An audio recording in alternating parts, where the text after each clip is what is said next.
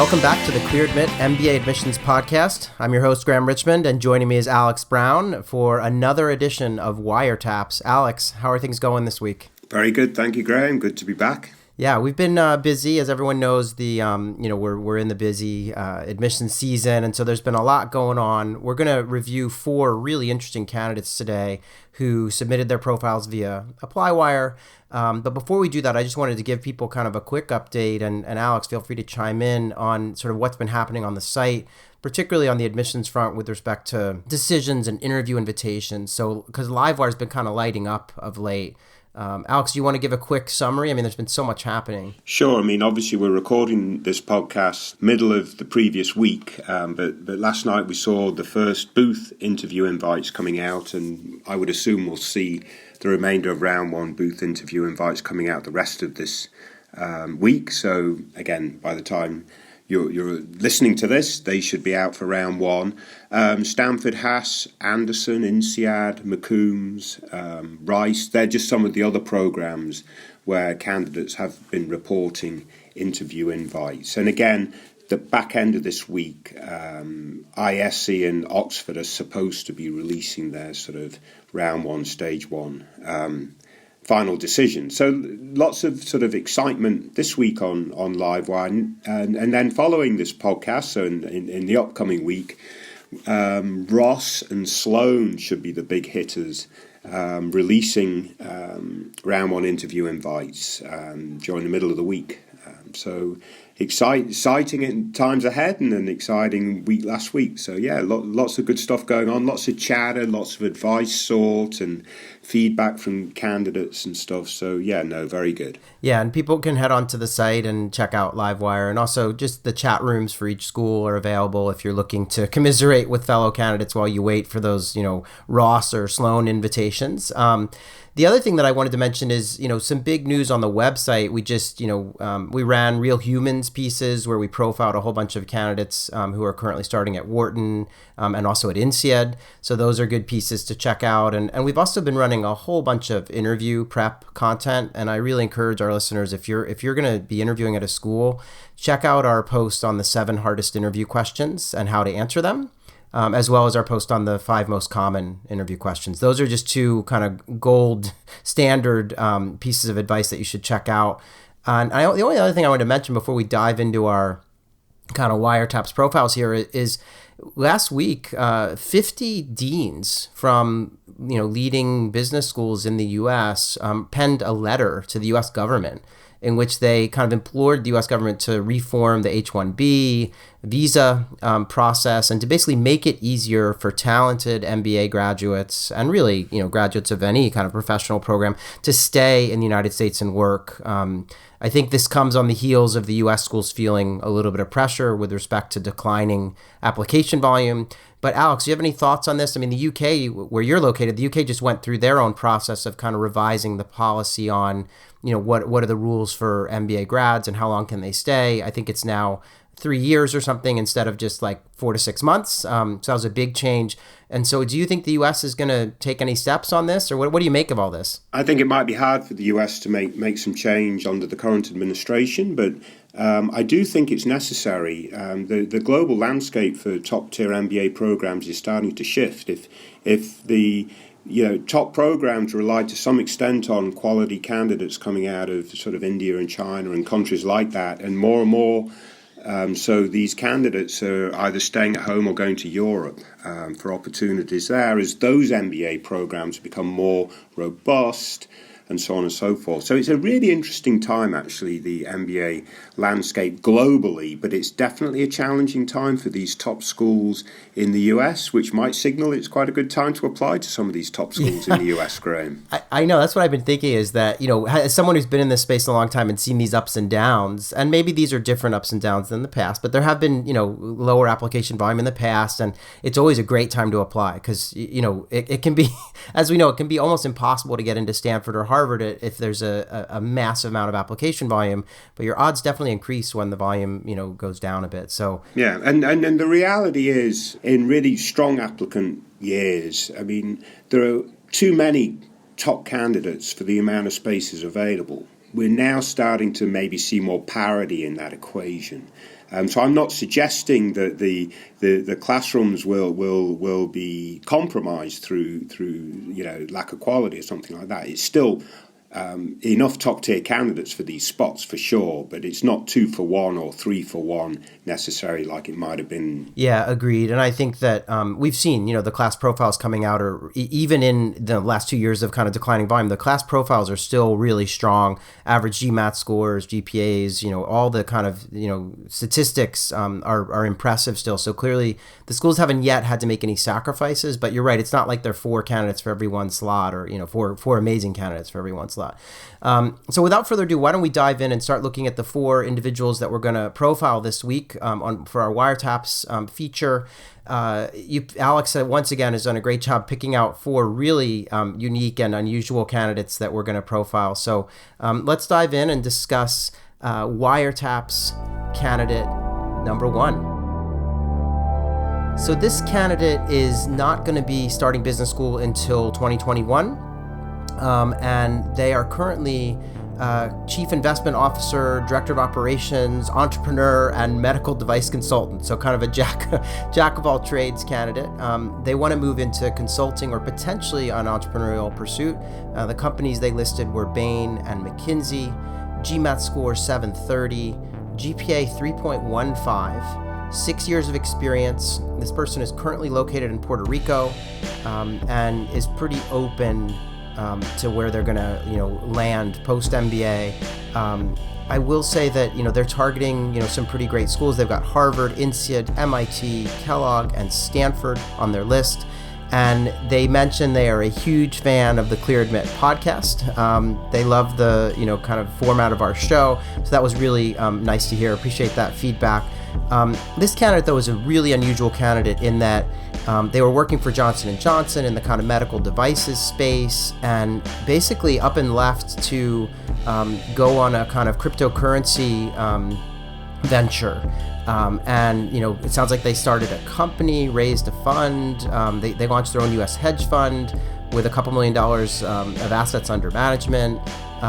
It sounds like not all the investments worked out, so they've had, their taste of failure. But a lot of, kind of really unusual experience in terms of getting into the kind of cryptocurrency, blockchain industry.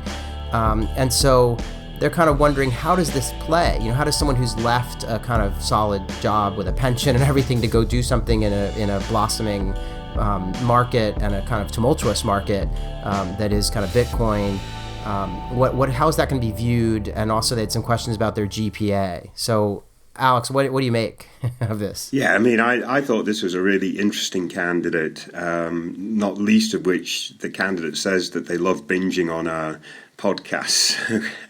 I'm not sure what that particular thing says about the person, but nevertheless, right. Interesting candidate for sure. And they wrote a nice long notes section to sort of convey some of this. But it seems to me that they had a pretty decent job in the medical supply industry, medical device industry, for Johnson & Johnson. And, that's pretty good, sort of secure job, this, that, and the other, a job that many sort of pre-MBA candidates probably sort of aspire to or typically do, but then jump ship to pursue something about which the candidate appears to be really passionate about. So I think that strike one in the positive box for that. I always think it's great that we're able to pursue our passions and to take the risk to pursue those passions. And clearly, if you're passionate about something, you tend to put more effort into it and so on and so forth. And it does sound like the person's done some interesting things in this sort of cryptocurrency blockchain space, whatever all that stuff means. And I say that such that, and we've talked about this before a little bit on this podcast.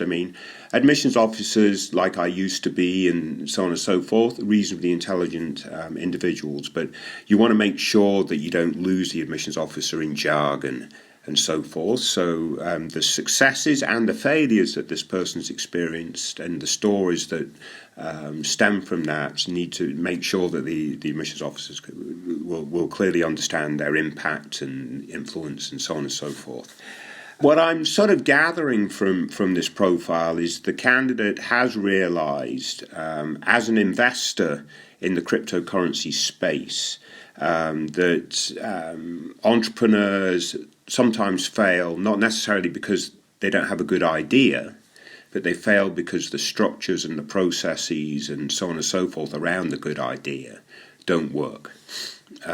So what I mean by that is, it seems to me like the candidates recognise the value of an MBA and sort of, you know, that good business background to help support this sort of passion and an idea. Because, I mean, and we know this, Graham, right? Good ideas are a dime a dozen. Successful ideas, there's a lot more substance to that, right?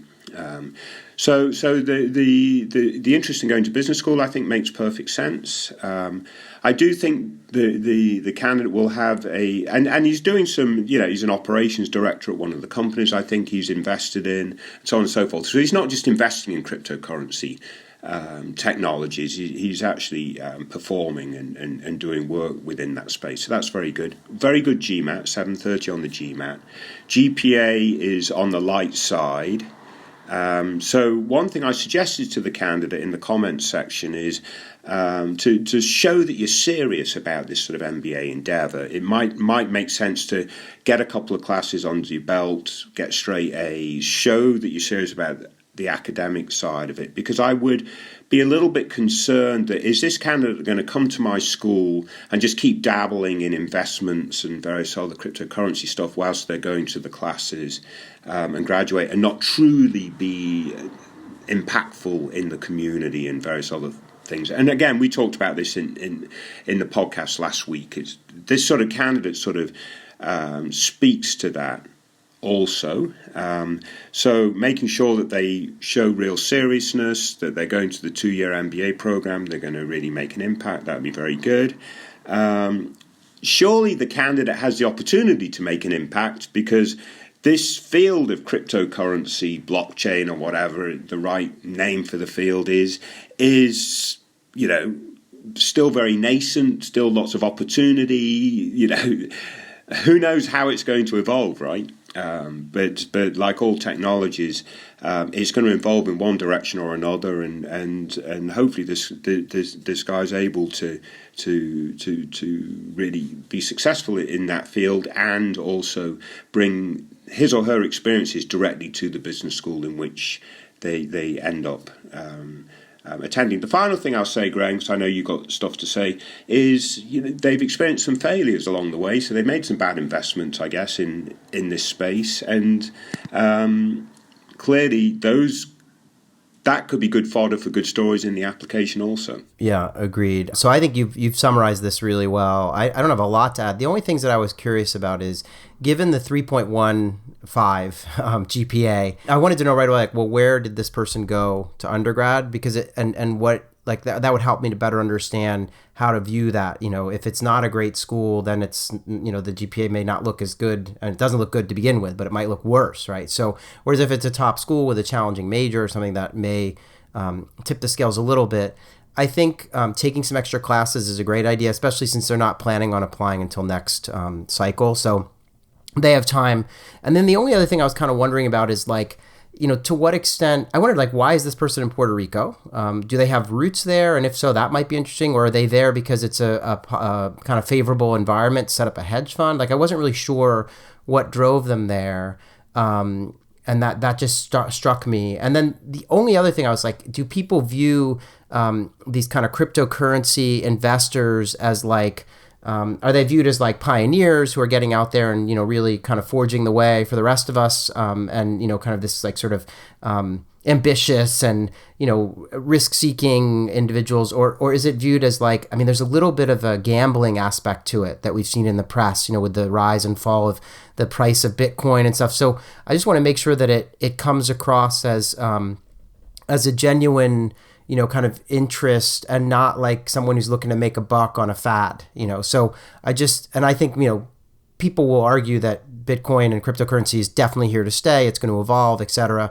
But there is a kind of Wild West aspect to it, at the moment, at least. And so I think this candidate's going to need to make sure that that it seems like a real passion and that they took a calculated risk and that they're not just kind of, heading off into the into the wild or something. So those are the only things that struck me. But I also think that, based on what I've just said, the school selection may need to be adjusted. I mean, they mentioned they're really determined to get into M7 plus maybe INSEAD, but I don't know. I mean, with that GPA and with the kind of non-traditional background, I'm not so sure. So I think, we'll see. They have a lot of time to get this right. And I think if they can show seriousness, if they can take a couple of classes, get straight A's, that will really help their ambition in getting into an M7. I would go back to this point of, coming across as being a gambler and so on and so forth. I mean, you can make the same case for anyone that runs a hedge fund, right? So on the one hand, we really admire people that do some of this stuff, and just because the industry itself is very early, I don't know that we necessarily should taint them so much, but there we go. But yeah, you could argue anyone working on Wall Street is basically a gambler in a suit. Yeah, so yeah. So anyway, but yeah, no, very interesting candidate. Yeah, I think I was just trying to play on the fact this is a really new field, so it has this kind of Wild West aspect. But I think it's a new field, but I do think this is a field that's going to explode. I mean, it's just waiting for the right sort of chemistry, I guess, to get it going. But yeah, no, clearly in 10, I mean, blockchain itself is fascinating. Yeah. So fascinating, I still don't understand it. I knew that. All right, so let's move on because I want to make sure we have time for all of our candidates this week. But let's talk about Wiretaps candidate number 2. So this person is going to start in business school next fall. They're currently working for a Big 4 consulting firm. And post-MBA, they want to stay in consulting or perhaps consider a move into tech.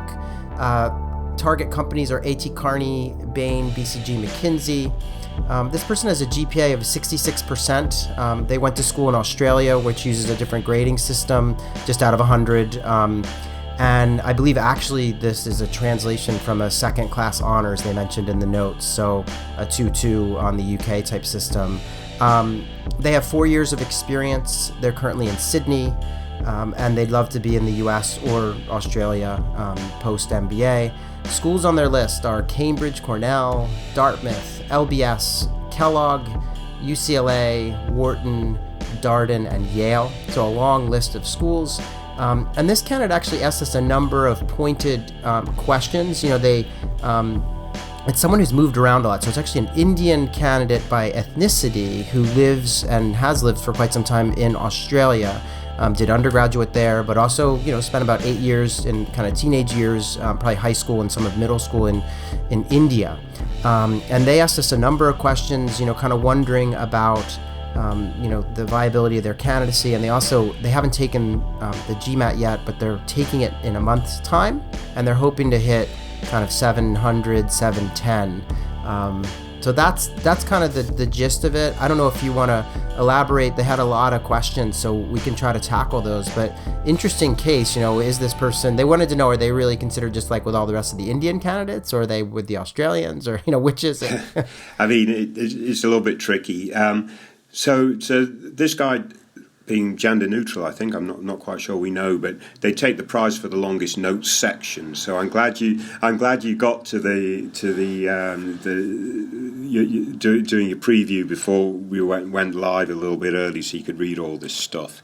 And started off, I'm a huge fan of the podcast and would be so happy if I was featured ever. Yes. Living in Australia, there are a lot of times I feel a bit learning my MBA journey. So listening to you guys every Tuesday morning for this person, the past couple of months has helped keep my spirits up. And it is an interesting issue, not just for this candidate, but there are plenty of candidates that are applying that are either in less traditional geographies or less traditional careers, where they're not surrounded by other MBAs and MBA folk.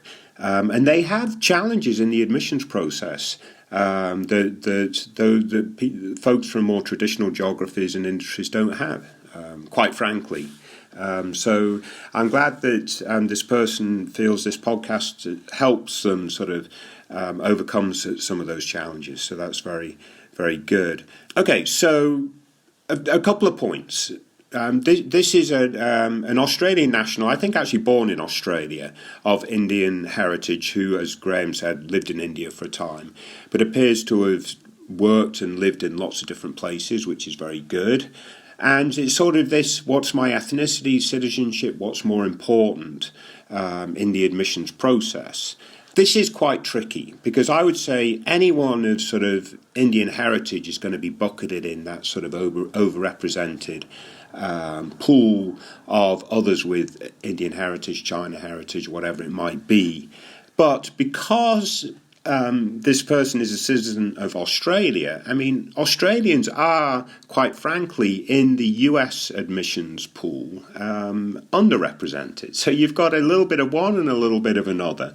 And the key will be for the candidate to really prove that they are their own individual. And that's a challenge for any candidate. So, I would say if you're Indian heritage, living in India, working in India, never left India, your challenge is to still differentiate yourself from other Indian candidates and so on and so forth, right? So they've got to face that challenge. They've got to face it up front. And really, it's irrelevant to them directly how they're treated in the admissions pool. They can't do anything about that. What they can do about is differentiating their candidacy. So that's what becomes relevant. So showing the sort of experiences that the person's had in the different geographies and so on and so forth is going to be a very good thing. One of the other questions this person asked is applying in round 2 now versus round 1 next year. Which is the best way to go, and if they think that they're going to be bucketed in that overrepresented pool or possibility, then you can make the case for round 1 next year, because that's the challenge, right? If you're in an overrepresented pool, round 1 is better because the schools haven't already started admitting people that look like you, sound like you, do stuff that is similar to you, right? Depending on how you're overrepresented. And the candidate does suggest that they have an opportunity to move to a tech firm, and I quote, "I've recently got an offer from a top tech firm to join as an account manager, think Google, Amazon, Uber, which I'm really interested in." I think that this is a really good opportunity for this candidate to further differentiate themselves, get a really good brand on their CV, work the additional year, come back in round 1, and this should play quite well, I would think, in admissions. Graham, what would you think? Yeah, I was on the fence about whether they should, switch jobs or not. And I think, yeah, it's really tricky because on the one hand, I would say, they're kind of like, am I going to be viewed as an Indian or an Australian? And I kind of thought, well, neither really on some levels, you're kind of going to be, but I think that, on the one hand, I would say, gosh, if they are bucketed in the kind of broad, kind of Indian ethnicity kind of pool, they're going to stand out because they have this really unusual experience as really being an Australian citizen and going to school there. And so there's a lot to offer in that respect. I was really hesitant about should they just get the GMAT done and apply right away? They have these 4 years of experience with a big four consulting firm. So it's like they have the work experience was really interesting. They've traveled around Southeast Asia doing work as well as across Australia. So I was sort of like, wow, things are kind of in line, but there's that undergraduate performance that's low, and the GMAT, gosh, they're saying they want to hit 700. I'm thinking, it'd be great for them to hit, 730 or something. So I think it depends. If they take the GMAT next month and it just doesn't go well, they get a 680 or something. Part of me thinks, gee, maybe they move to a plan B, which is take that job with the tech company, start working there, spend a lot of time in the spring and summer working on the GMAT exam to get a great score so that by round 1 of next season, they've got all their ducks in a row, high test score, an interesting new experience with a known tech company. And, that could be a real path forward for them. I guess I just wondered whether they would get enough experience in that new role before they apply in round 1 to make it kind of worthwhile or to be able to justify, well, I'm going to leave to go to business school. It may be a little bit challenging. So I'm on the fence here, to be frank. Yeah, but to respond to that point right there, Graham, I would still encourage the person, if they do wait a year, to apply in round one, because they're going to start the business school experience at the same time, regardless of when they apply. So they'd have nearly or up to 2 years of experience in the tech firm if they waited an additional year, or at least a year and a half. And I think that's good. I think if they decide to go to the tech firm now, because it sounds interesting and they're interested in it, and apply in round two with the leaving in the summer, it's like, well, really, you just ramped up in the new tech firm and you're leaving. So I don't know that that's the best thing to do. I don't know you can justify that it was something that you really grew and learned from, and various other things. All you're doing is sticking a brand on your resume and nothing else of value at that point. And you might burn some bridges too, because they might not be too thrilled that you went through the recruiting process and then bailed straight away. So I would think about that. I think you're right in terms of the GMAT. I mean, obviously they want to try to hit that out of the ballpark to the extent that they can. They also had this other concern, Graham. So let me run this back to you. Obviously, their overall GPA is not particularly good. It was probably it's an engineering degree, so there'd be a little bit of flexibility there, I suppose, because obviously engineers and scientists or whatever are very, very smart. And there's no grade inflation Correct. in Australia, Correct. So that helps. Yeah. Or at least that's our perception. Hopefully it's not gotten there yet. It will get there at some point. But he's failed this one subject 3 times before he passed it. How do you see that playing out in the admissions process? Because obviously this is something that he's really concerned about. I mean, it didn't strike me as being the end of the world. I mean, obviously you never like to see anyone fail anything on a transcript, but I do wonder, like, why did it take so many times to get it right? But I think if they write a quick statement about that and are just upfront about it just being a subject, I mean, they mentioned it's like a physics and math oriented course that, if they just sort of mention that it took them a while to really get a handle on it while juggling everything else that they were doing in school. I think this is the challenge that this candidate faces, and this is where having a great GMAT score would make their life just so much easier, right? And so, and they have a range of schools on their list, but I think a lot of this, hinges on, like, should they be looking at M7 or something else, because of the fact that they've got these weaknesses. But I think they're going to need to be upfront and just say, look, this is a class that was the bane of my existence. I could not get through this class. So I had to take it 3 times. And, there was a learning experience about perseverance and, whatever else. But I think, they had... Yeah, there were a few things. It's going to be a challenging candidacy. I mean, I think you're absolutely right, though, in terms of like quick answers to their questions. Should they switch jobs? I would say not if they're applying now to business school. But if they're going to stay and apply next season, then sure, take the opportunity. Maybe it'll be really interesting for them. The extracurriculars, by the way, I wanted to comment on. They seem okay. They do some work with an NGO, I believe, or something, but they did mention that they invest in stocks as a hobby. I would say that doesn't really count as like an extracurricular. That's gambling, right, Graham? I wouldn't say that, but it's not. It's not. I mean, it'd be one thing if like their career goals were to open an investment management firm or something, and But it's just kind of like a side thing that they're doing. It's almost like having an extra job or something. Like I don't think it really plays into the candidacy. So anyway, that's just. Oh, and then the last thing I want to say, they have a long-term career goal of kind of what I'll describe as kind of doing good in India. That's kind of the best way to think of it, is sort of doing some nonprofit and development work in India. And that didn't strike me. I mean, I kind of was like, wow, this person's been in Australia most of their life. We just see so many candidates from India with that type of long-term goal that I think I've become a little cynical about it. Maybe that's unfortunate, but so I was just wondering about that, because I'm like, wow, this person has this whole rich set of experiences, and it didn't, I don't know, it just didn't jibe for me that they would like sort of dump all that and just go back to India and do something nonprofit. Like I wasn't sure if that's really what they want to do or what they think people want to hear that they want to do. Right. In defense of that as a goal, the NGO work that they've experienced and pursued, they could probably, like, if that has been substantial and it has sort of helped them really think through what they can do in the long run from a non-profit sector in India, then that can make sense, right?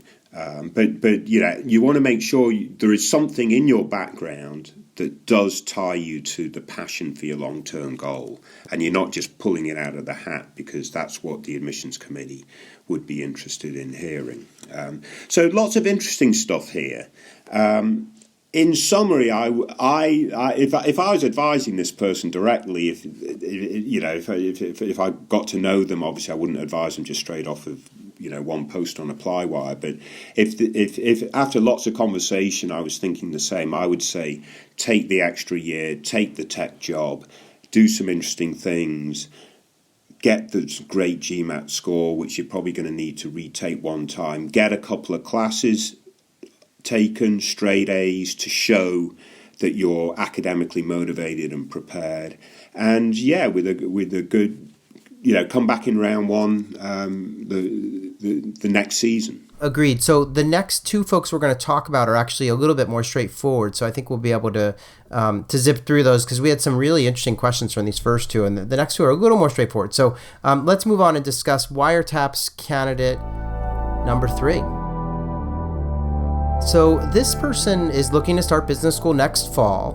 Their current career is in consumer insights, and they're hoping to move over to kind of consumer goods. And for our listeners who don't understand what that means, consumer insights means they're working with companies and helping them to understand kind of their marketing campaign, like sort of evaluate marketing campaigns. And so it's kind of a marketing job, and they're looking to actually move over and work for one of these companies. They list Anheuser-Busch InBev, Coca-Cola, General Mills, LVMH. I mean, they have a whole bunch of companies, Nike, Pepsi, Procter & Gamble. So the usual suspects there. GPA is 3.44.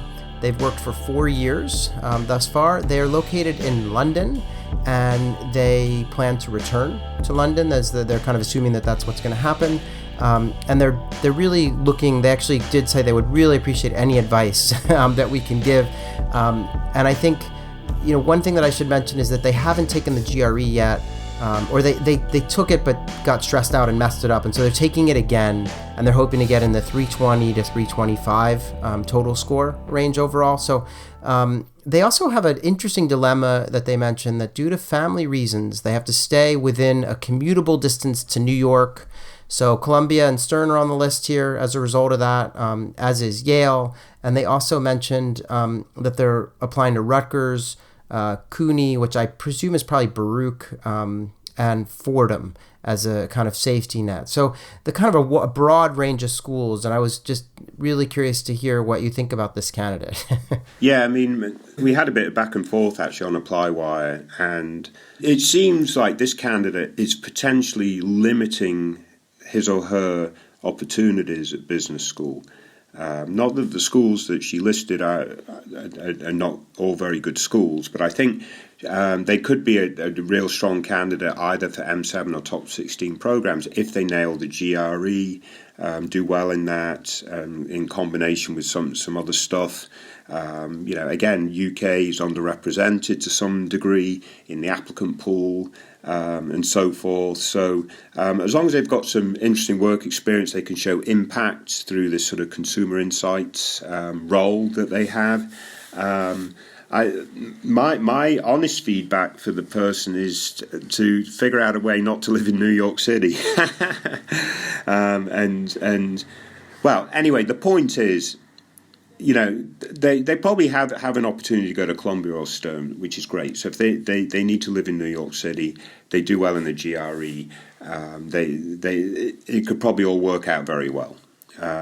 But they probably also have opportunities at other top schools. The key is commuting to a full-time program. I would not advise. So this was basically their question, is looking at other full-time programs to which they can commute to, and if they can find them, that's one thing. But the experience of a full-time program would be severely compromised by spending time commuting back and forth.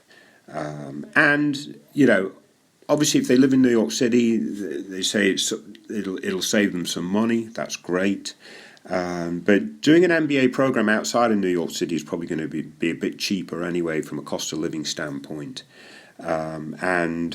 You know, there could be some scholarship money, various other things on offer at some other schools and so forth. So anyway, my point is I would really like to see this candidate potentially look at not commuting. Now, if they're successful in New York City and getting to Columbia and Stern and whatever, and they're close to wherever they have a place to live there, that's fantastic. But if not, I would look at other opportunities. Yeah, so just in brief, I want to just say that I really like this candidate. The goals and the experience that this person has had are not terribly common in the applicant pool, or at least they're interesting enough that, you know, they're always, like, every school needs their kind of marketing and consumer products folk, and so this person ticks that box really well, and he or she is from London, and as you said, underrepresented, and so I think this person, like, you know, GPA is fine if they can get the GRE into that sort of 325 or even 323 kind of range. They could go to any top school in America. That's my view. I mean, they'd obviously need to execute on their applications, but a solid GRE score will open up all those doors. The idea that this person would go to a safety school, I don't understand that. Like, it doesn't make any sense to me. And so that leaves them with, if they need to be in New York, obviously Columbia and Stern are great options. But I agree with you, like, that, you know, they could go to Harvard or Wharton or, you know, other top schools too. And so I wondered, you know, are they too focused on this kind of, you know, probably some relative or friend has an extra room in an apartment in New York or in the New York area. And that's kind of driving their school selection. But I'm sort of like, wait a second, you know, you're going to invest, even if you have that free apartment, you're investing potentially tons of money in going to business school. And so whether you have to pay to rent an apartment in Philadelphia or Boston or somewhere else may not be so important in the long run. I also want to remind this person that, you know, the schools give out a fair amount of scholarship dollars, and almost like the better the school, the more money there is often to give out. So, yeah, I want to give this person a kind of, you know, they'll do what they're going to do, but I just want to encourage them to maybe take one step back and think about, wow, what would it be like to go to a Kellogg or a Harvard or, you know, or a Wharton, and, you know, or Columbia or Stern, right? Any of those schools are all great. You know, if you think about what the career plan is, obviously, you know, schools like Kellogg and HBS and Wharton have a pretty strong track record of placing people with InBev and LVMH and all these firms. So I would just encourage this person to take a step back and not get overly focused on where they happen to have a free place to stay. And also to, you know, really buckle down and make sure that the GRE comes out strong. But otherwise, I think this person has a lot to offer. Anything else you wanted to say about this one, or? No, I think you hit the nail on the head there, Graham. Very good. Okay. All right, so let's discuss Wiretaps candidate number 4. So this person is going to start in 2021, or that's what they're proposing.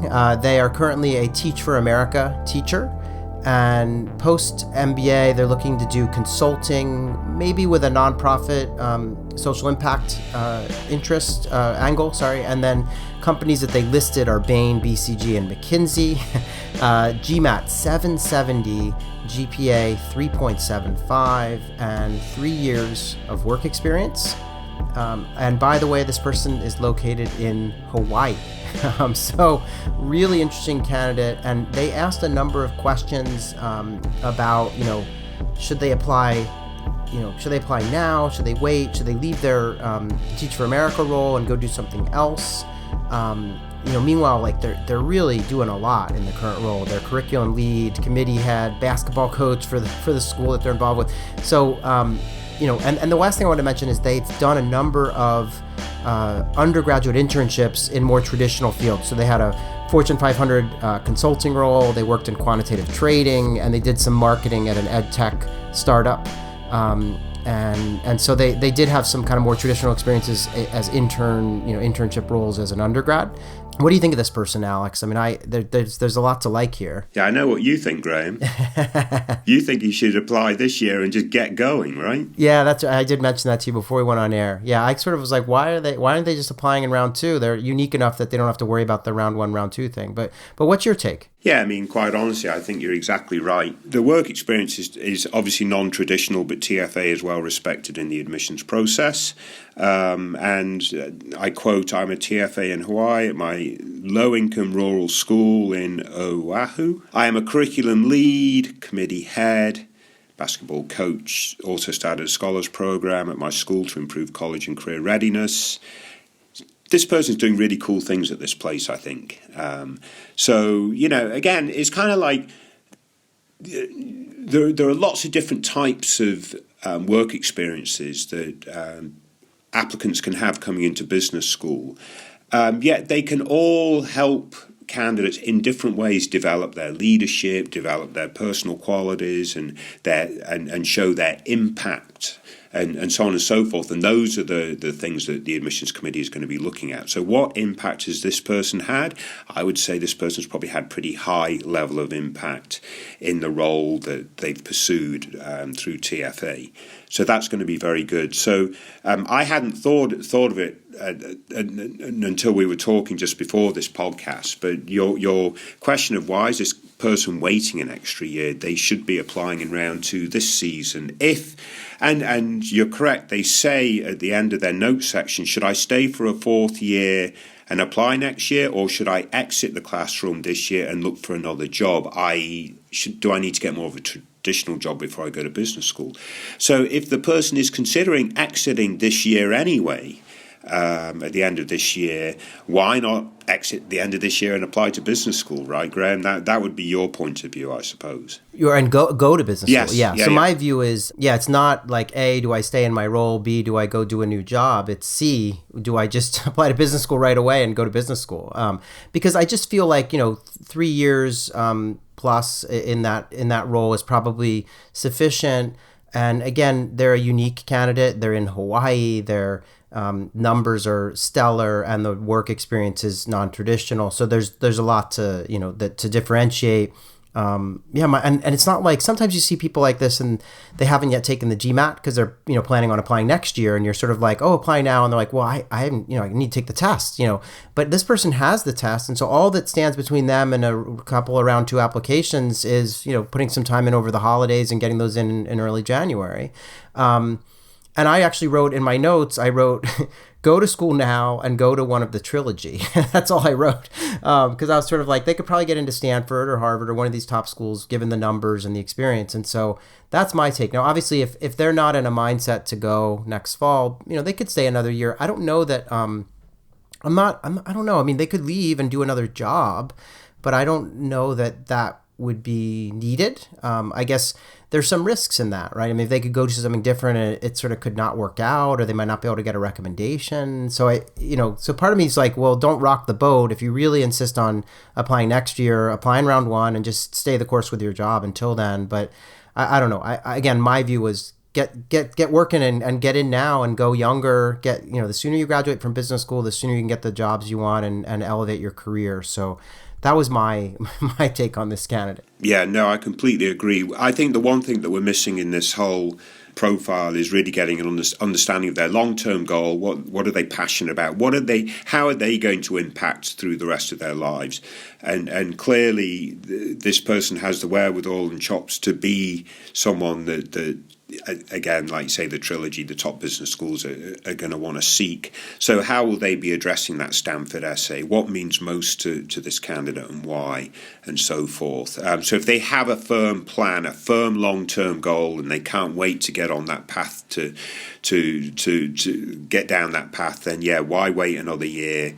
At least test the waters this year. If you're not successful this year, coming back as a reapplicant, oftentimes reapplicants, the admit rate's a little bit higher, right, Graham? So, I mean, there's less risk really going after it this year.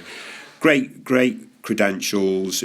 Again, it would be good to know a bit more about the long-term goal. Yeah, good point about the goals. This person, we don't have that information about the long-term goal, so they would need to flesh that out, obviously, or share that. But again, I encourage this person to go for it. And that's kind of our 4 candidates for this week. I know we kind of had a longer episode this week, and I just wanted to thank all those candidates who've been posting to ApplyWire. We love the feedback too. It's so great to hear your stories of waking up and listening on a Tuesday in Australia, or when you're commuting to work, or whatever it is. So please keep those coming. One thing I would ask is, if you like this show and if you've been featured on it, or just tell a friend. There are a lot of other MBA applicants out there who, as Alex pointed out early in this podcast, they don't have a network of people, and so using a podcast like this to feel a sense of community and to learn what others are kind of going through is useful. So please share your experience listening to this, get other people to give us a listen, and leave a review, all that stuff that we're always asking you for and always appreciate. So without further ado, we're going to sign off. Alex, thanks again for picking out a great set of candidates, and everyone will be back soon with some more episodes of Wiretaps.